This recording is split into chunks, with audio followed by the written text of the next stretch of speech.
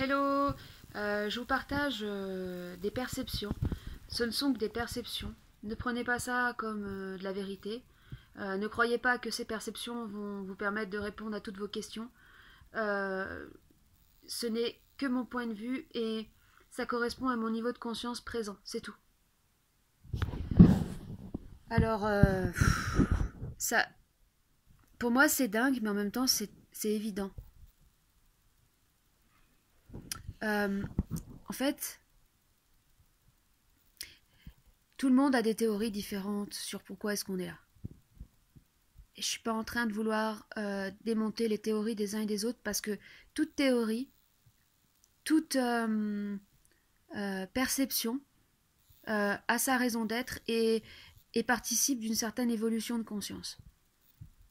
Euh, Moi, à l'instant T, en ce moment, voilà comment je perçois les choses, comment ça me vient, comment ça me paraît évident en fait. Évident dans le sens euh, pertinent, parlant pour moi. Pas évident dans le sens mais voyons, c'est une évidence. Parce que je viens juste de le découvrir, donc si c'était vraiment évident, pourquoi je ne l'ai pas découvert plus tôt? Ah, c'est pas si évident que ça. Euh, En fait, oui, on est dans une matrice. C'est vrai, on est dans une matrice. On est dans une matrice holographique, c'est-à-dire on est dans une sorte de superproduction, une super projection. Et dans la première partie de notre vie, bah, on y croit à cette projection. Alors, c'est super bien foutu, mais tellement bien foutu. Euh, Il y a des histoires, dans l'histoire, dans l'histoire, dans l'histoire, en fait. Et il y en a pour tout le monde, c'est-à-dire que si vous projetez en tant que chercheur de vérité ou lanceur d'alerte, vous allez tomber sur des choses passionnantes. Vous allez tomber sur l'histoire des origines sumériennes, Anton Parks, des choses qui vont vous emmener très loin dans la projection d'un imaginaire extraordinaire.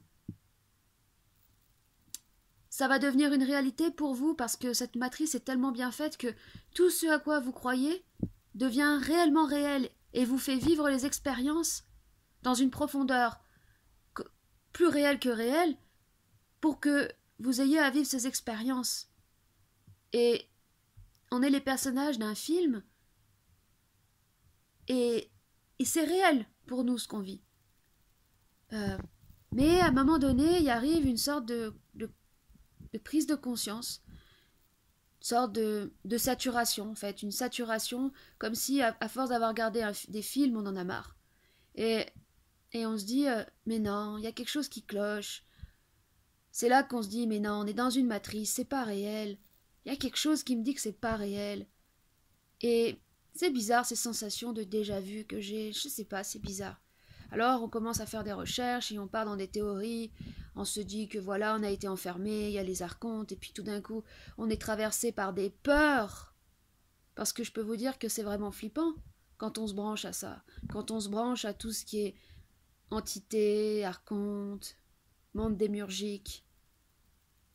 Et en fait, c'est comme si l'initiation, pour notre évolution, euh, il fallait à un moment donné qu'on en passe par là, par cette confrontation avec l'obscurité, parce que on a besoin d'intégrer une part de l'obscurité, qui est en fait une part aussi de notre obscurité à nous. Et il faut en passer par là. Parce que si tu crois que tu es dans un monde merveilleux, lumineux, avec des bisounours et des paillettes, c'est pas comme ça que tu vas devenir réel. Alors, il faut en passer par là, et puis à un moment donné, faut en sortir aussi. Je dis il faut, je parle pour moi, bien sûr. En sortir parce que ça ne permet pas d'évoluer. Et le but, c'est bien d'évoluer, c'est bien de franchir des étapes les unes après les autres. Mais c'est bien surtout de les franchir les unes après les autres et d'intégrer à chaque étape ce qui demande à être intégré. Et la perception que j'ai en ce moment, c'est qu'en fait, on est dans un grand apprentissage. On est en train de vivre une initiation. En fait, on est en train d'apprendre à devenir maître. Maître déjà de nous-mêmes, maître de nos pensées, maître des énergies qui nous traversent, les énergies de feu, les énergies des quatre éléments d'ailleurs, l'eau, l'air, la terre. On est traversé par ces éléments et on doit apprendre à les maîtriser. Et surtout l'énergie qui nous traverse, et aussi apprendre à maîtriser notre parole, parce que le Verbe est créateur, la parole est créatrice de monde même. Et ça, c'est en gros la destinée de l'homme, de devenir créateur de monde par la biais même de sa parole. Et à l'origine, c'est en fait le futur. À l'origine était le Verbe, c'est dans le futur, le Verbe sera créateur. Et nous créerons des mondes. Mais on ne peut pas créer des mondes et on ne peut pas être lâché dans l'univers ou dans l'univers intergalactique où là on pourrait créer des mondes si on n'est pas devenu avant maître de nous-mêmes, parce qu'on détruirait tout.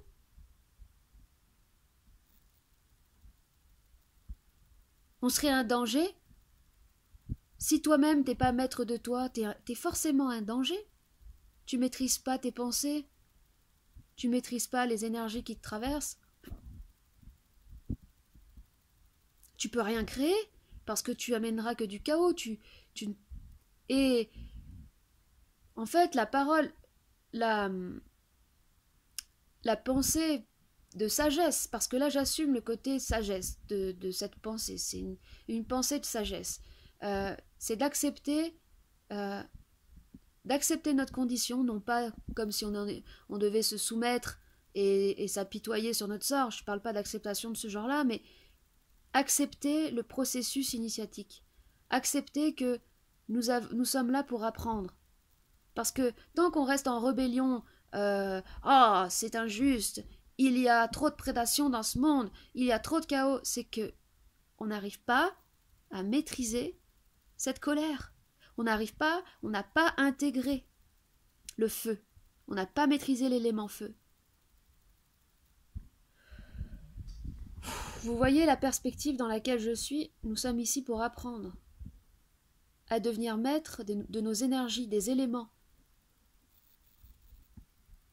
Nous sommes des apprentis. Toutes les personnes qui veulent s'ériger au-dessus des autres, en fait, c'est juste qu'elles sont en train d'apprendre juste à gérer un ego. C'est la première fois qu'elles ont un ego, donc elles font n'importe quoi avec, parce qu'ils sont pas ajustés, elles n'ont pas ajusté leur ego. L'ego doit être ajusté, il faut pas l'enlever l'ego. Parce que si vous n'avez pas d'ego, vous ne pouvez pas vous manifester. Quelqu'un qui n'a pas d'ego, il ne se manifeste pas. Il ne s'expose pas, par exemple, quelqu'un qui n'a pas d'ego. Et le but, c'est bien de se manifester, puisque le but absolu, c'est la création. Et la création, elle doit se manifester. Donc l'ego sert à la manifestation. Je ne sais pas si vous voyez ce que je veux dire. Tout est nécessaire. Tout a sa place. Tout doit être intégré de la manière dont ça doit être intégré. Tout ce que vous vivez, les expériences, surtout celles qui sont confrontantes, participent d'un enseignement. Obligatoirement. Je peux pas voir les choses autrement que comme ça. Je peux pas voir la vie et l'existence autrement que comme un long apprentissage. Pour la maîtrise de soi-même. Parce que la maîtrise de soi-même, c'est pour moi l'unique et seul aboutissement, projet ultime, on va dire, de cette existence. Et on entend les théories souvent, ouais, je vais quitter cette matrice et tout. Si tu crois encore qu'il faut que tu fuis, comme un rat persécuté, c'est qu'il y a un truc qui va pas, c'est que t'es persécuté toi-même. Il n'y a rien à fuir. Comme dirait Christiane Singer, elle parle plutôt de traverser. Elle dit, si vous cherchez à fuir, vous allez vous retrouver face à des flics. La vie est faite comme ça, cette matrice plutôt, c'est pas forcément une vie, mais cette matrice, cette couveuse d'enseignement est faite de telle manière qu'elle est holographique, elle vous renverra toujours ce à quoi vous devez être envoyé. Donc on ne peut pas fuir, vous comprenez? On ne peut pas fuir dans cette matrice. Il n'y a pas de sortie. Vous comprenez? Il faut accepter que nous sommes venus ici apprendre. La maîtrise des éléments, de l'énergie et de la parole, du verbe. Déjà, voir les choses de cette manière, franchement, je trouve que ça donne déjà plus de perspective que de se penser tout le temps à se barrer et à se casser ou à chercher des facilités, des combines, des trucs. Non, ça marche pas ça. Ah, je vais acheter une formation là super chère et j'aurai la solution pour sortir de ma prison mentale. Mais non, t'es tout seul, avec toi-même, avec ta conscience. Ta conscience, elle t'abandonnera jamais, elle est là. C'est comme le petit criquet dans Pinocchio, il est toujours là, mais sauf que Pinocchio, il le voit pas toujours parce qu'il est distrait, il est occupé, il est dans ses trucs, il découvre la vie, il est fasciné par tout ce qu'il voit. Mais Criquet, il est toujours là. Non, des fois, il est un petit peu en retard. Mais bon, il y a des fois des décalages spatio-temporels, c'est compliqué. Il y a des ajustements à faire et les ajustements, c'est à tous les niveaux. Entre notre conscience, notre ego, notre âme, notre esprit, waouh.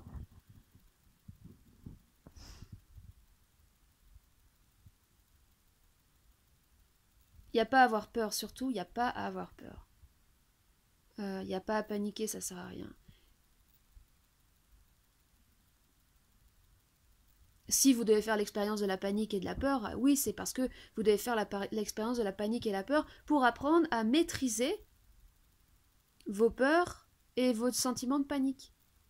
Donc à maîtriser vos émotions. Ça sert à ça. Les grandes paniques, les grands coups de stress, ça sert juste à apprendre à maîtriser sa peur. Plus vous récupérez de la maîtrise de vos émotions, plus vous grandissez. En sagesse, j'ai envie de dire. Mais cette expérience, cet apprentissage plutôt d'incarnation, c'est... Il faut pouvoir accepter cette position d'apprenti. Même si il faut dire aussi que il y a certaines personnes, il y a certains êtres incarnés dans ce monde qui ne sont pas des apprentis, qui sont des initiés. Des personnes déjà initiées, si vous voulez. Des personnes qui sont venues délivrer des informations limpides et réelles. Et un initié ou un maître, ou je sais pas, je dis pas maître, le mot maître a été mal compris de toute façon, parce que avec les tournes... Enfin, mal compris, non, il fallait que ce soit mal compris pour pouvoir intégrer que, en fait, bref, il n'y a rien qui est mal fait ou qui est mal compris en soi, tout participe de l'initiation et de l'apprentissage, bref. Mais il y a certains maîtres incarnés sur Terre, il y en a certains qui sont visibles et d'autres qui sont moins visibles, il y en a. Et dans l'apprentissage, en fait, il faut pouvoir reconnaître que certaines personnes sont des initiés et que nous ne pouvons pas, en tant qu'apprentis, moi je me considère par exemple comme une apprentie, je ne peux pas prétendre être au-dessus de ce genre de personnes. Bon, là, par exemple... En fait, non, j'ai même pas envie de donner d'exemple, après tout. J'ai pas envie de nourrir des fascinations pour des personnes. C'est pas du tout mon objectif. Donc, il y a quand même des repères. Il y a quand même des repères. Quand, par exemple, vous prenez Bernard de Montréal, c'est quand même un repère. Si maintenant il y a des personnes qui se présentent comme supramentales et qui disent oui, Bernard de Montréal, finalement, il disait pas forcément des choses très justes et puis oh, il est parti dans une mauvaise direction. Oh, j'ai beau être une apprentie, je vais pas être très sympathique. Parce que c'est un être comme Bernard de Montréal qui est venu s'incarner et qui avait un mandat, qui est venu délivrer plus que des informations, qui est venu, on va dire, permettre à certains canaux d'être établis pour que l'information vibratoire, enfin, qui est venu faire un travail conséquent, a eu une vie extrêmement difficile, de grandes souffrances que personne ne peut concevoir. Enfin, je veux dire, personne lambda, on va dire, ne peut concevoir. Donc,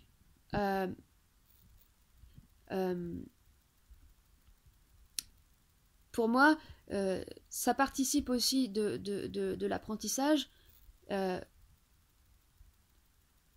de pouvoir reconnaître ce genre d'être et de ne pas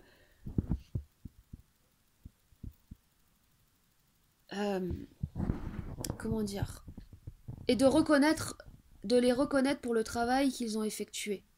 Voilà. C'est surtout ça. Plutôt qu'à valoriser des personnalités, faire des cultes de personnalité, parce que le culte de la personnalité n'amène que de l'idolâtrie et c'est contre-productif. Mais c'est très important de reconnaître le travail effectué par certaines personnes. Ça aide aussi à se positionner. C'est très important de se positionner. Si vous vous prenez pour... vous vous mettez au-dessus, vous vous dites ça y est, j'ai atteint l'éveil, allez, maintenant je suis au-dessus, et je vais me permettre de dire que telle personne, finalement, elle s'était égarée, que, en fait, machin, je sais pas quoi, tout ça. Ben, en fait, c'est pas bon parce que ça détruit le travail précieux qui a été effectué. Donc, voilà, je le dis. Il y a des personnes qui ont effectué un travail très important, qui n'a pas été même, qui n'ont pas forcément effectué de leur plein, pour leur plaisir ou pour obtenir de valorisation, et que ça leur a plus amené des complications dans leur vie. Et dans cette démarche d'apprentissage, d'évolution et de prise de conscience, c'est très important de respecter le travail euh, effectué par les uns et les autres quand il a de la euh, comment dire quand il a de l'importance. Quand je parle de respecter, ça veut dire juste reconnaître, ne pas fourcher la langue, ne pas s'autoriser des, enfin, ne pas s'autoriser, euh, faire attention à ce qu'on dit quand on parle des uns et des autres. Parce que c'est vite dit de... Et je parle aussi pour moi d'abord. Hein. C'est vite dit d'avoir une parole pas tout à fait ajustée. Par exemple, en parlant de Bernard de Montréal. Oui, non mais voilà, je trouve que quand même, machin, je sais pas quoi. Ouais, fais attention à ce que tu crées avec ta parole. Et je suis pas en train de dire que voilà, il faut idolâtrer, parce que le respect, ça n'a rien à voir avec l'idolâtrie. Le respect, c'est juste la reconnaissance de la qualité de quelque chose et du coup la non-destruction de cette chose, voire l'amplification ou le développement ou la poursuite. Par exemple, si vous avez du respect pour le travail d'une personne, vous pouvez euh, le poursuivre ou tout du moins le mettre en lumière, l'expliquer à des personnes qui ne l'auraient pas compris ou le partager ou euh, apporter des précisions ou d'autres perceptions euh, dans une démarche constructive et créative.